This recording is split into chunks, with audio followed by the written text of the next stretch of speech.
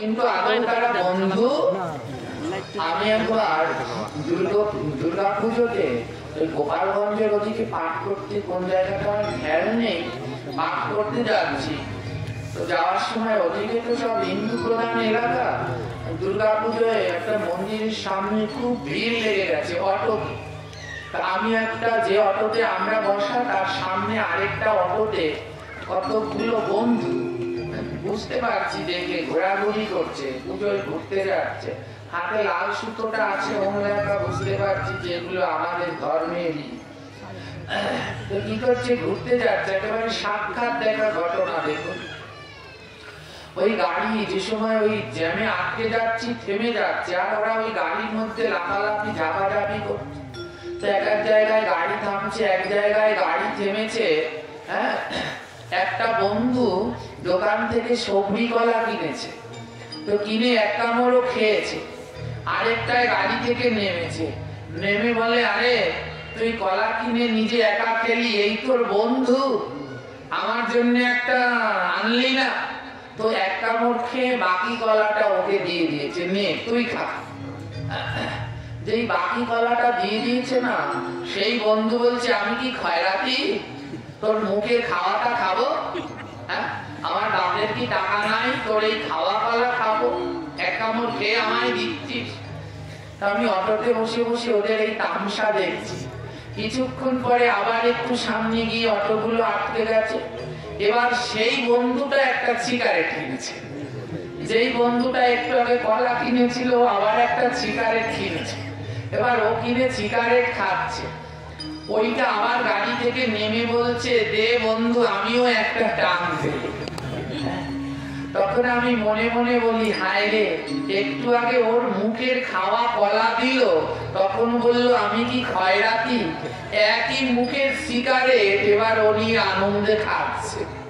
চিন্তা করুন তো কোন নেশায় ডুবে যাচ্ছে। বলছি সেই বন্ধু বন্ধু না, যেই বন্ধু তোমায় সাধু সঙ্গে নেয় না, যেই বন্ধু তোমাকে নেশার দিকে নিয়ে যাচ্ছে, কুপথে নিয়ে যাচ্ছে, মনে রাখবে সে তোমার বন্ধু হলেও বন্ধু সেই মা না, যে সন্তানকে কৃষ্ণ কথা শেখায় না।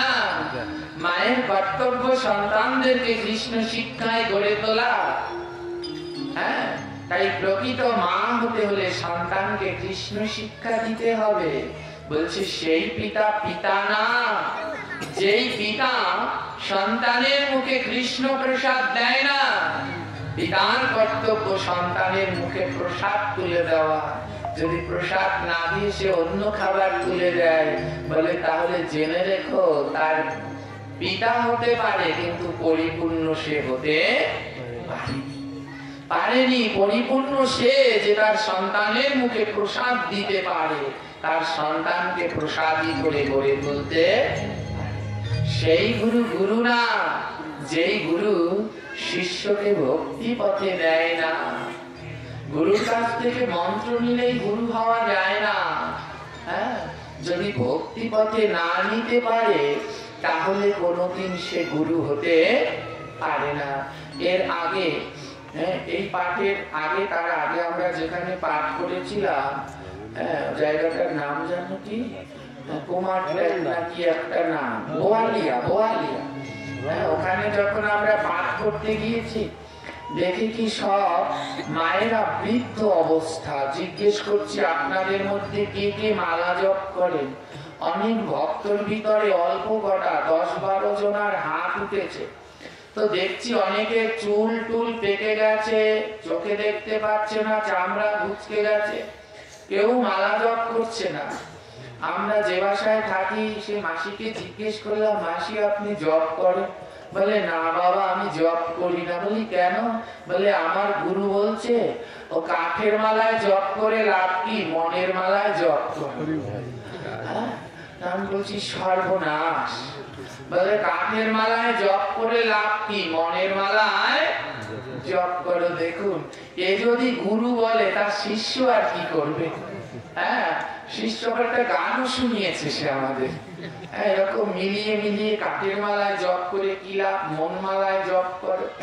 তো এই যদি হয় গুরুর অবস্থা, যে শিষ্যকে বলে কাঠের মালায় জপ করে লাভ নেই, মনের মালায় জপ করো, একে তো জপ করতে চাই না। হ্যাঁ, আর যদি এমন বলে তাহলে তো যেন আরই কোনোদিনই যাইবে না। হ্যাঁ, তাই এরকম গুরুর ফাঁদে যদি কেউ পড়ে যায় তাহলে আর তার এ জন্মে কৃপা সম্ভব নয়। তাই গুরু বরণ খুব সাবধানে করতে হয়। হ্যাঁ, গুরু বরণ খুব সাবধানে করতে হয়। দীক্ষা নেওয়ার জন্য ছটফটতা নয়, দীক্ষা খুব সূক্ষ্ম বিবেচনা করে নিতে হয়। দীক্ষা নেওয়ার জন্য তো আমরা সবাই পাগল। হ্যাঁ, যে যেমন পাচ্ছি দীক্ষা নিচ্ছি, সবাই দীক্ষা দিয়েও দিচ্ছে, কিন্তু দীক্ষা নিতে হলে আগে কিছু করতে হয়। দীক্ষা হ্যাঁ, আগে দিয়ে পরে খা, তারপরে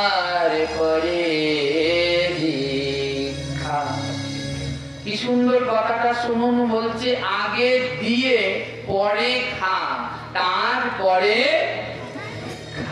বলে আগে ভগবানকে দিয়ে প্রসাদ খেতে সে, তারপরে দীক্ষা নেওয়ার কথা চিন্তা করো।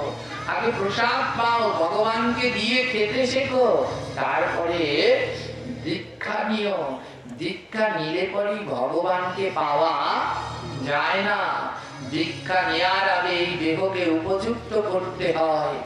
এই দেহটা একটা জমি, আর গুরুদেব এই জমিতে বীজ দেবে, বীজ মন্ত্র। যেই দিনকে এই দেহটা উপযুক্ত হবে, কি উপযুক্ত? এই দেহের ভিতরে অনেক আগাছা আছে, হ্যাঁ, অনেক জঙ্গল আছে। ওই যে আপনাদের পাশে গ্রামেরা এই যে মাঠে ধান চাষ করে না, আগাছার ভিতরে যদি ধানের বীজ ফেলে দেয় হবে? তাতে গাছ হবে? যদি মাঠের ভিতরে আগাছা থাকে, চাষ করলো না, হাল দিল না, ও ধানের বীজ ফেলে দিলে গাছ হবে? জোরে বলবেন, হবে কি? হবে। আগাছার ভিতরে জমি চাষ না করেও যদি বীজ ফেলা, তাতে গাছ হবে, কিন্তু কোনোদিন ফল হবে। তো দেহটা একটা জমি, এটাকে আগে পরিষ্কার করতে হবে। এটা বিভিন্ন আগাছায় ভরা, এটাকে আগে পরিষ্কার করো। কিভাবে পরিষ্কার করতে হবে? সাধু সঙ্গ করে। যেখানে সাধু সঙ্গ হয় সেখানে চলে যাও।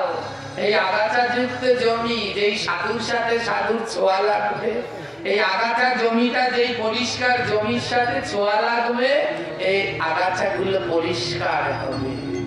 তারপরে চাষ করো এই জমিকে, অনাবরত চাষ। চাষ কি? নাম, নামাভাস। নাম আভাস অভ্যাস করতে থাকো, জপ করতে থাকো অনাবরত। যত জপ করবে তত দেহ জমি চাষ হবে। যত সাধু সঙ্গ করবে তত আবর্জনা যাবে। আবর্জনা দূর করে চাষ করবে, তারপরে দেহ জমিতে জল দেবে। জল কি জানো? এই নাম করতে করতে একদিন জল ধরবে। সহস্রবার কৃষ্ণ নামে যার নাহি ঝরে নয়ন জল, জানিয়া রাখিও তার নাম বুঝি বিফল।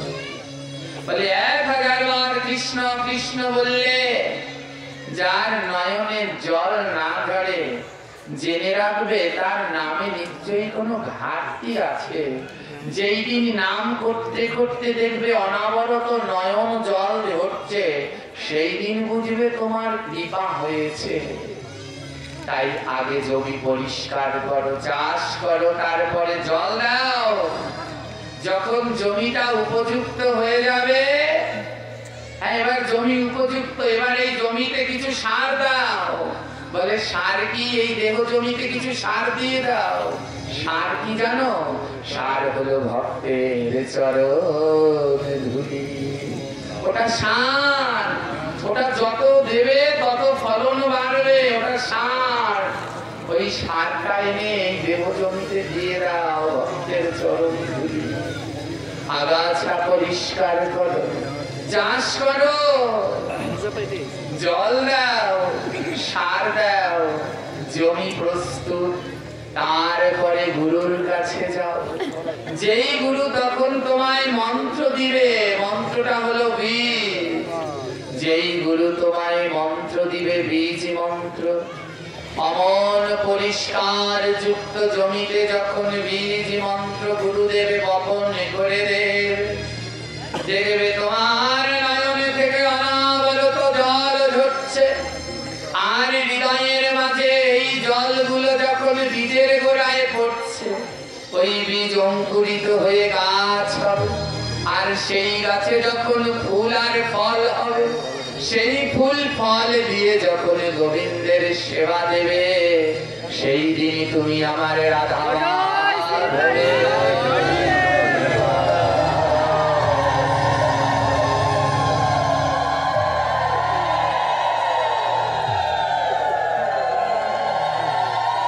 তাই ধৈর্য ধরতে হয়। সদ্গুরুর কৃপা লাভ করতে হলে ধৈর্য ধরা একান্ত দরকার। সবাই বলে ভগবানকে পেতে হলে ভক্তি লাগে, কিন্তু আমি বলি ভক্তির আগে ধৈর্য লাগে। ভক্তিটা তো পরে, আগে ধৈর্য থাকা দরকার। আর ধৈর্যেরও আগে দরকার বিশ্বাস। ভগবান যে আছে সেই বিশ্বাস, তারপর ধৈর্য, তারপরে তো ভক্তি। টিকিয়ে রাখতে হলে ধৈর্য আর বিশ্বাস চাই, নইলে হবে না। তাই সদ্গুরুর কৃপা এক জন্মে হয় না, জন্মে জন্মের সুকৃতি থাকলে সদ্গুরুর কৃপা লাভ করা সম্ভব। ব্রহ্মাণ্ড তরিতে তরিতে কোন ভাগ্যবানী গুরু কৃষ্ণ প্রসাদে পাই ভক্তি বলে এক জন্মে তো সম্ভবই নয়। এই ব্রহ্মাণ্ডটা ঘুরতে ঘুরতে কোনো এক জন্মে সদ্গুরুর কৃপা লাভ হবে। তাই সবাইকে সাবধানে থাকতে হবে, যেন কোনো অসতের পাল্লায় পড়ে না যায়। আজ খুব ভালো লাগছে, আজ একটু আমি শারীরিকভাবে অসুস্থ, একটু জ্বর হয়েছে, কিন্তু খুব ভালো লাগছে এই কারণে জানেন, আজকে আমায় সারাদিন ধরে ভক্তরা এত জ্বালাতন করেছে। অন্যদিন হলে রাগ হই, কিন্তু আজকে রাগ হইনি। আজকে তারা এমন জ্বালাতন করেছে, এই জ্বালা আমি সবসময় চাই। আজকে সারাদিন ধরে অগণিত ভক্ত আমার কাছ থেকে জপের মালা নিয়েছে। ওদের কাছে যত জপের মালা ছিল শেষ, হ্যাঁ, এখন আর কয়েকটা আছে, আপনার সব শেষ হয়ে গেছে। সবাই কালকের পাঠ শুনে সবাই আজ জপের মালা নিচ্ছে। হ্যাঁ, নিচে হলেও 50 জন জপের মালা আজ নিয়েছে। হ্যাঁ, আমি তো চাই এমন জ্বালাতন যেন আরো বেশি করে জ্বলে। হ্যাঁ, আজ যে এই যারা মালা নিয়েছে, এদের মুখে, অনেকের মুখে শুনেছি ভয়ে কেউ জপ করতে চায় না। কিসের ভয়? যারা জপ করে তারা বলে, হ্যাঁ তুমি জপ করবা, তুমি তো এখনো ওই মাছ মাংস পেঁয়াজ রসুন খাও, এখনো জপ করতে পারবা না। আবার কেউ জপ করে না ভয়ে যে ওই 4 মালা জপ করলে একদিন বাদ দিলে আবার, হ্যাঁ ওই বেশি করলে আবার বাড়াতে হবে, কমাতে পারবে না। কেউ তার জন্য জপ বাড়াচ্ছে না, ওই 4 মালা করেই রেখে দিচ্ছে। ওই আর ওর বেশি যদি করে ভয় দেখাচ্ছে যে তুমি 8 মালা করলে ও আর কমাতে পারবে না, ওর উপরে যেতে হবে, নামতে আর ভয় জপ করছে না। এমনটা কোন সময় নয়। নাম তো নাম, নাম করলে পাপ হয় না, নাম করলে পাপ যায়। এবং কয়েকজনকে দেখলাম কি সব ভুল জপ করছে। একজনে জপ করছে কি, হ্যাঁ একজনে জপ করছে ওই মালায় 8টা গুটিতে, 8টা গুটি, প্রথম গুটি ধরে বলছে ললিতা, দ্বিতীয় গুটি ধরে বলছে বিশাখা, এরকম 8টা গুটিতে অষ্টসখীর নাম নিয়ে পরের গুটিতে গিয়ে বলছে মহামন্ত্র। 8 গুটি বলছে না, 8 গুটিতে অষ্টসখীর নাম বলছে। বলছি আপনাকে কে শিখালো? বলে গুরুদেব। হ্যাঁ, আরেকজনকে দেখলাম সে জপ করছে হরে কৃষ্ণ রাম, হরে কৃষ্ণ রাম। বলি এরকম কেন?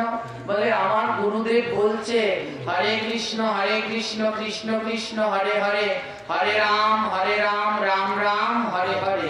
এটা লিখতে হলে 3টা নাম লাগে, হরে কৃষ্ণ রাম।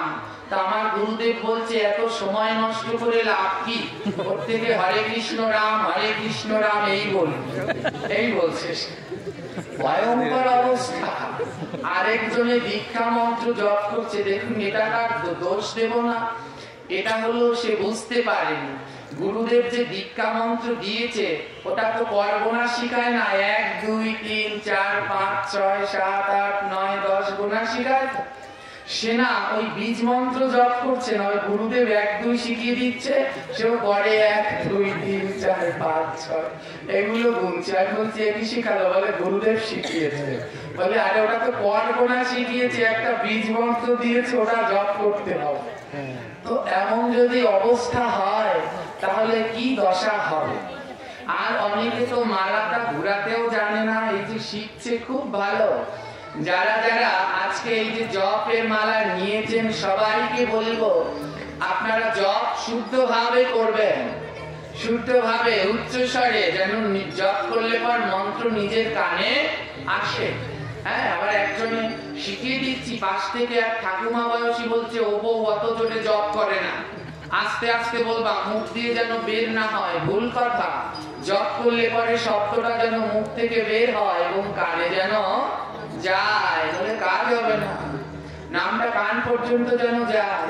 এরকম ভুল পদ্ধতি আমরা যেন গ্রহণ না করি। দেখুন, হ্যাঁ এমন যদি হয়, গুরু বলে হ্যাঁ কাঠের মালায় জপ করে কি করবা? মনের মালা জপ করো। গুরু যদি শিখায় ওই 16 নাম 32 অক্ষর অত বললে সময় নষ্ট, তার থেকে হরে কৃষ্ণ রাম বলো, তাহলে কি গতি হবে? হ্যাঁ, এর জন্য কি বলছে জানো? লোভী গুরু কামি চেলা দুজনাই নরকে গেলা। লোভী গুরু কামি চেলা, গুরুর মনে যদি লোভ থাকে আর ওই চেলার মনে যদি কামনা বাসনা থাকে, তাহলে দুটোতে নরকে যাবে, কোনো সন্দেহ নেই। তো আপনারা গুরু বরণ করবার সময় খুব সাবধানতা অবলম্বন করবেন, যেন এমন কোন গুরুর পাল্লায় পড়ে আপনাদের ভজন নষ্ট না হয়ে যায়। জয়নিতাই শুনুন, এটা আমাদের অনেকবার অনেকজনের বদনে শুনেছিলাম যে গুরুর যদি এরকম লোভ থাকে, লোভ থাকলে তার আর কোনো সময় গুরু হওয়া হয় না। হ্যাঁ, গুরু লিখতে হলে গয় রস্যু আর রেফ্রয় একটা রস্যুকার কেটে দিলে আর সে গুরু থাকে না। থাকে কি? গুরু লিখতে গেলে একটা রস্যুকার বাদ দিয়ে দিলে কি হতে যাবে? ওর নাম নিবে না। হ্যাঁ, ওটা হয়ে যায়। বলে ওই গুরুর গুরুত্ব হলো রস্যুকারে, রস্যুকারটা বাদ পড়ে গেলে একেবারে গেল। তাই খুব সাবধান থাকতে হবে গুরু বরণে। হ্যাঁ, এক গুরু ছিল, তার মনের ভিতরে না খুব লোভ। গুরু হতে হলে সবার আগে তাকে লোভ ত্যাগ করা উচিত। মনের ভিতরে যদি লোভ থাকে, হ্যাঁ, তাহলে তো ভক্ত হওয়াই সম্ভব না। গুরু হবে কি করে? গুরুর প্রধান উপকরণ যা যা দিয়ে গুরু তৈরি, তার ভিতরে এক হলো ত্যাগ, সর্বস্ব ত্যাগ তার ভিতরে থাকা একান্ত দরকার। হ্যাঁ, ত্যাগ গুরু ছিল না, ছিল তার মনের ভিতরে ত্যাগ, না ছিল তার মনের ভিতরে নির্লোভতা, সব সময় তার মনে লোভ ভরা, আর কোনো ত্যাগের চিন্তা নেই। তো গুরুদেব সে সব কিছু খায়, গুরুদেব সব কিছু খায়। যদি গুরুদেব ওই মাছ খায়, মাংস খায়, তাহলে সাধারণের সাথে কোনো পার্থক্য আছে? আমাদের দক্ষিণ অঞ্চলে এরকম অনেক কিছু এরকম ভরা আছে, কি বলে চিন্তামণির গম, কালাচানের গম, এরা এইসব মাছ দিয়ে ভগবানকে ভোগ দেয়। এগুলো মহা অপরাধ, এগুলো করা কোন সময় যাবে না। হ্যাঁ, তো এক গুরু সে মাছ খায়, কিন্তু সব সময় খায় না, একটু লুকিয়ে লুকিয়ে খায়, দেখলে কি বলবে, লোকে কি বলবে। তো গুরু যদি অখাদ্য কুখাদ্য খায়, তাহলে শিষ্যকে কি করে উদ্ধার করবে? হ্যাঁ, তো এক গুরু সে মাছ টাছ খায়। তো এক বাড়ি শিষ্যের বাড়িতে গিয়েছে। তৎকালীন সময় তো আর মোবাইল ফোন ছিল না। এখন তো গুরু গোসাইরা আসলে ফোন করে আসে, মাগো আসতে আছি। আর সেই সময় হঠাৎ করে করে গুরুদেব চলে আসতো। এক শিষ্যের বাড়ি গুরু চলে গেছে, লোভ, গুরুর মনের ভিতরে লোভ। জগতের সব গুরু এক নয়, যারা সৎগুরু তাদের কোনো লোভ থাকে না। তো গুরু চলে গেছে শিষ্যের বাড়িতে। শিষ্যের বাড়িতে গিয়ে দেখে শিষ্য একটা বড় ইলিশ মাছ এনেছে। কি মাছ এনেছে? ইলিশ মাছ। এবার ওটা দেখে গুরুর লোভ লেগে গেছে। হ্যাঁ, ইলিশ মাছটা দেখে লোভ লেগে গেছে। এবার গুরুদেব যেই এসেছে, এবার শিষ্য থরথর করে কাঁপছে। গুরুদেব বলে, বাবা কাঁপছিস কেন? বলে, গুরুদেব আপনি তো আজ আমার বাড়ি এসে পড়েছেন, কিন্তু আমি তো বড় একটা ইলিশ মাছ এনেছি। এবার আজকে তো আর আপনি আমার বাড়িতে থাকতে পারবেন না। গুরুদেব বলে, কেন থাকতে পারবো না? বলে, আপনি তো নিরামিষ খান, আজ তো আমার বাড়ি আমিষ, মাছ এসেছে, আজ আপনি আমার বাড়ি কি করে থাকবেন? আজ তো এখানে আমিষ রান্না হবে। আপনি একটা কাজ করেন, ওই পাশের বাড়ি, ওরাও আমার গুরু ভাই, আজকে ওই বাড়িতে সেবা করেন, কাল আমার বাড়িতে। তো গুরু বলছে, সর্বনাশ, ওই বাড়ি যদি সেবা করি তাহলে তো আর ইলিশ মাছের টুকরো আমার জুটবে। এবার শিষ্য বলছে, গুরুদেব তো ওই বাড়িতে আমায় আপনাকে দিয়ে আসি। গুরু মানে ধমক দিচ্ছে, এই দাঁড়া, তুই কি জানিস শাস্ত্র গ্রহণের, কি জানিস? শিষ্য থরথর করে কাঁপছে, ওরে বাবা নেই, গুরুদেব রাগ হয়ে গেছে। শিষ্য বলছে, গুরুদেব আমি কিছু ভুল করলাম? বলে, ভুল করেছিস না, তুই কি মাছ আনছিস? বলে, ইলিশ মাছ। গুরুদেব বলে, তুই জানিস মাছের মধ্যে নিরামিষ মাছ আছে, সে তুই জানিস? মাছের মধ্যে যে নিরামিষ মাছ আছে সে কি তুই জানিস? শিষ্য বলে, ও বাবা, কি মাছের মধ্যে নিরামিষ মাছ? শিষ্য বলে, গুরুদেব জানি না। গুরু বলে, ও বেদে লেখা আছে মাছের মধ্যেও নিরামিষ আছে, মাছের মধ্যে নিরামিষ মাছ আছে, ও খেলে কোনো পাপ হয় না। হ্যাঁ, কোথায় লেখা আছে বললো? বেদে লেখা আছে। আমার কলিযুগে বেদ কয়টা জানেন? হ্যাঁ, 4টা না? কি কি রয়েছে? ঋক, সাম, যজুর, অথর্ব। কিন্তু এই কলিযুগের মানুষ আর একটা বেদ বানিয়ে ফেলেছে, নাম তার ইচ্ছা বেদ। কি বেদ? ওই যা যা ইচ্ছা লয় বলে বেদে আছে, ওটা হলো ইচ্ছা বেদ। তো গুরুদেব বলছে, শোন, এই মাছের মধ্যে নিরামিষ মাছ আছে, বেদে লেখা আছে, শুনবি? তো শিষ্য তো আর অত সংস্কৃত পারে না। গুরুদেব সংস্কৃত শ্লোক বলছে, শোন, রুহিতস্য কাতলস্য মৎস্য রাজা ইলিতস্য গোয়ালস্য গলদাস্য পাবদাস্য মৎস্য মধ্যে এই ষষ্ঠ সর্বদাই নিরামিষ। কি বলছে বুঝছে? রুহিতস্য কাতলস্য মৎস্য রাজা ইলিতস্য গলদাস্য পাবদাস্য। গলদাস্য পাবদাস্য বোয়ালস্য মৎস্য মধ্যে এই ষষ্ঠ সর্বদাই নিরামিষ। মানে শিষ্যকে তো বোঝানো লাগে, তো বলছে, শোন, ওই মাছের মধ্যে 6টা মাছ নিরামিষ মাছ।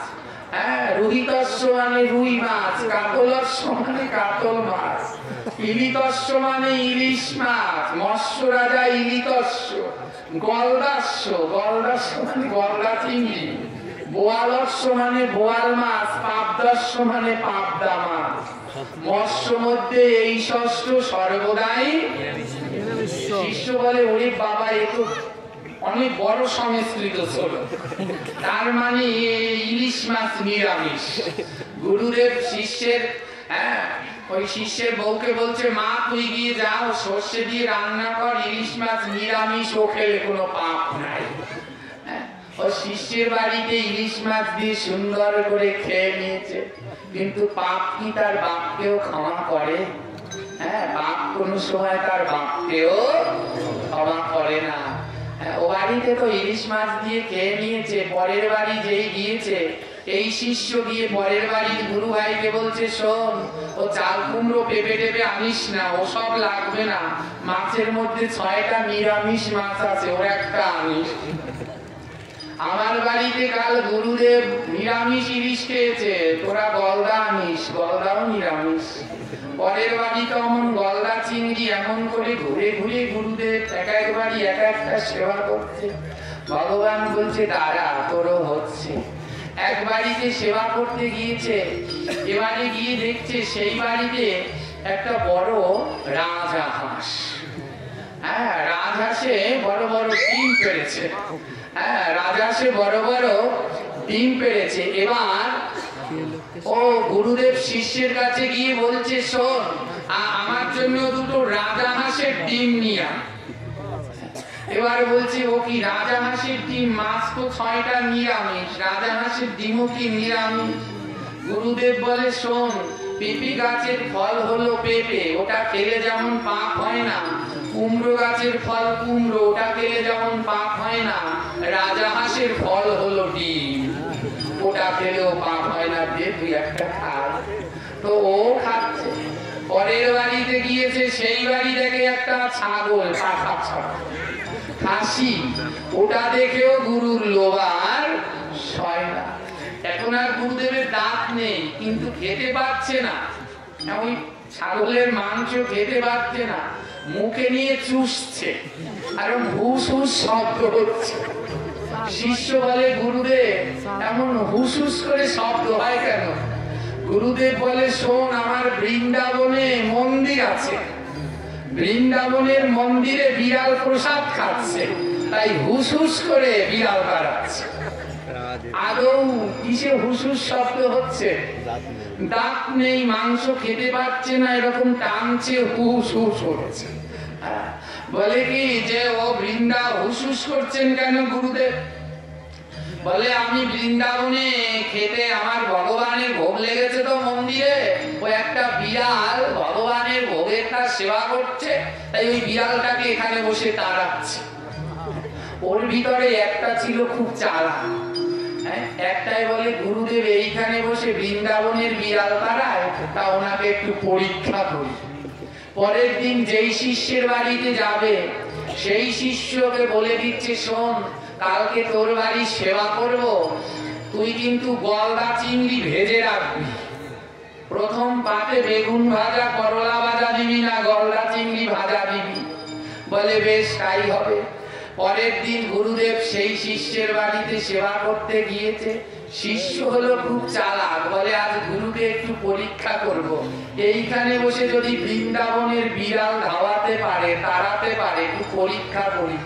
শিষ্য কি করেছে, থালার মধ্যে চিংড়ি মাছ দুটো দিয়ে অন্ন দিয়ে ঢেকে রেখেছে, অন্ন দিয়ে ঢেকে রেখেছে চিংড়ি মাছ দুটো। এবার গুরু এসে প্রসাদ পেতে বসেছে। গুরু এসে বলছে, কি রে, বললাম না প্রথম পাতে চিংড়ি মাছ দিবি? শিষ্য বলে, গুরুদেব দিয়েছে। গুরুদেব বলে, কই চিংড়ি মাছ? আমার চিংড়ি মাছ বেচে না দেয়নি? জোরে বলবে, কোথায় আছে চিংড়ি মাছ দুটো? ওই যে অন্নের নিচে, ভাতের নিচে রয়েছে। গুরুদেব বলছে, কি রে, চিংড়ি মাছ কই? শিষ্য বলে, গুরুদেব দিয়েছে। গুরুদেব বলে, আমি কি কানা? এই আমার সামনে থাল, চিংড়ি মাছ কই? তো গুরুদেব, শিষ্য কি করেছে, ও এখনো শিষ্য হয়নি, গুরুদেবের কাছে শিষ্য হবে, তো ও পরীক্ষা করছে, পরীক্ষা করছে যে এইখানে বসে যদি বৃন্দাবনের বিড়াল তাড়াতে পারো, তাহলে আজ তোমার পরীক্ষা। তো গুরুদেব যে থালা দিয়েছে, এবার গুরুদেব বলছে, এ মূর্খ, আমি কি কানা কই চিংড়ি মাছ। ও কি করেছে, একটা কাপলার কচা, কাপলো গাছ চেনে আপনাদের এলাকায় ঝিকর গাছ বলে, আগে ওই ধান টান পিটাতো, ওর একটা কচা আগে থাকতেই রেডি করে রেখেছে, বলে তারা তুই এইখানে বসে বৃন্দাবনের বিড়াল তারাস, আর তোর ভাতের নিচে চিংড়ি মাছ সেটা দেখতে পাস না, আর এখানে বসে বৃন্দাবনের বিড়াল তারাস, আজ তোর একদিন কি আমার একদিন। ও দৌড়, আজও দৌড়, কালো দৌড়। তো এইরকম যদি কেউ লোভ করে থাকে, সত্যের জয় একদিন হবেই হবে, সে ধরা পড়বেই পড়বে। তাই খুব সাবধান হতে হয়, যেন ওই জৌলস দেখে, তন্ত্র মন্ত্র দেখে, চমৎকারিতা দেখে, ম্যাজিক দেখে কারো ভাদে না পড়ি। গুরু তার মতো হওয়া উচিত যে তোমাকে কৃষ্ণ দর্শন করাতে পারে।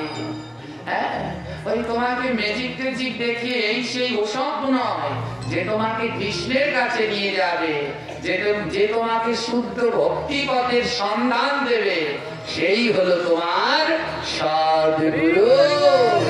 তোমায় গোবিন্দ দর্শন করাতে সহায়তা করবে, যে তোমাকে ভগবানের পথে নিয়ে যাবে। কুলগুরু, কুলগুরু মানে বাবার ছেলে, সে কুলগুরু নয়। কুলগুরু সে যে তোমার কুলকুণ্ডলিনী চক্রকে জাগিয়ে ভগবানকে দর্শন করাবে, সে হলো তোমার কুলগুরু। তাই সাবধান হয়ে যাবেন, যেন এমন কারো ফাঁদে কোনো সময় না পড়ে, আপনার ভজন যেন কিছুতেই নষ্ট না হয়। শুদ্ধ সদ্গুরুর চরণ আশ্রয় করুন, এবং সদ্গুরুর চরণ আশ্রয় করে সদা সর্বদা রাধা প্রেমে